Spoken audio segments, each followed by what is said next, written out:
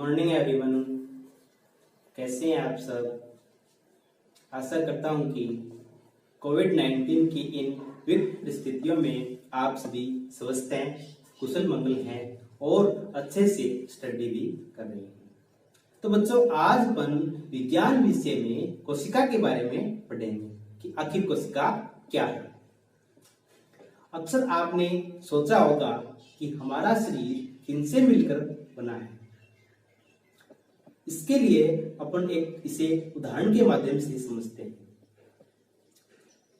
भवन की तुलना यदि मैं अपने शरीर से करूं तो इसे समझने के लिए यह एक पर्याप्त उदाहरण है। आइए देखते हैं कैसे।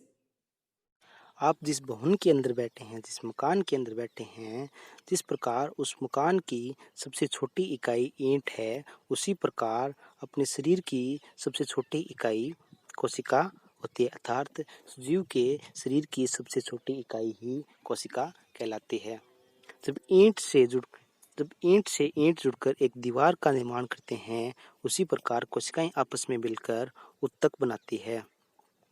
और जब ये दीवारें आपस में मिलकर एक कमरे का निर्माण करती है, उसी प्रकार उत्तक मिलकर आपस में अंग का निर्माण करते हैं, जैसे कि यकृत, हृदय।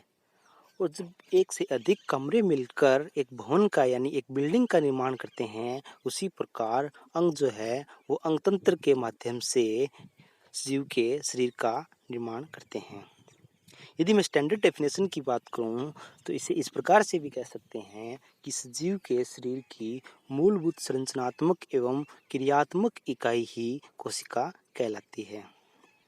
अब आपके मन में आया होगा कि सबसे पहले कोशिका को किसने देखा है, किसने कोशिका की खोज की है, क्या अपन कोशिका को देख सकते हैं या नहीं। बात करें सन 1665 की, रॉबर्ट हुक ने सन 1665 के अंदर कोशिका की खोज की। रॉबर्ट हुक ने एक पेड़ की छाल को माइक्रोस्कोप के अंदर स्लाइड की सहायता से देखा तो उसे इस प्रकार के प्रकोष्ठ दिखाई दिए जिस प्रकार के प्रकोष्ठ मधुमक्खी के छत्ते में होते हैं। और ये प्रकोष्ठ एक विभाजन पट्टी के द्वारा अलग होते हैं और इन प्रत्येक प्रकोष्ठ को रॉबर्ट हुक ने कंपार्टमेंट कहा, जिसे बाद में सेल कहा गया, यानी कोशिका कहा गया। अब बात करें अपन कोशिका के आकार, आकृति और संख्या की।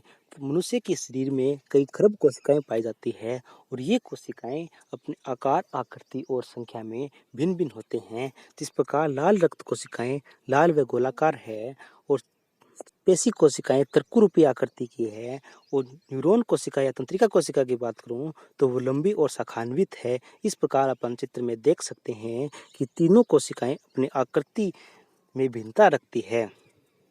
और यदि मैं बात करूं आकार की तो कुछ कोशिकाएं छोटी होती है, कुछ कोशिकाएं बड़ी होती है। जैसे कि अपन देखते हैं, सबसे छोटी कोशिका जीवाणु कोशिका होती है और सबसे बड़ी कोशिका शुतुरमुर्ग का अंडा है, जिसे अपन नग्न आंखों से भी देख सकते हैं। जो कोशिकाएं कुछ माइक्रोमीटर आकार की होती है उन्हें अपन नग्न आंखों से नहीं देख सकते, लेकिन माइक्रोस्कोप की सहायता से देख सकते हैं। अब अपन देखते हैं कोशिका की संख्या के आधार पर जीवों के प्रकार।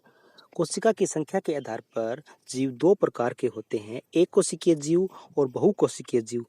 एक कोशिकीय जीव उन्हें कहेंगे हम जिनका शरीर केवल एक ही कोशिका का बना होता है, उदाहरण के लिए जैसे अमीबा और पैरामीशियम। बहुकोशिकीय जीव उन्हें कहेंगे हम जिनका शरीर एक से अधिक कोशिकाओं का बना होता है, जैसे कि हम मनुष्य बहुकोशिकीय जीव हैं। Thanks for watching.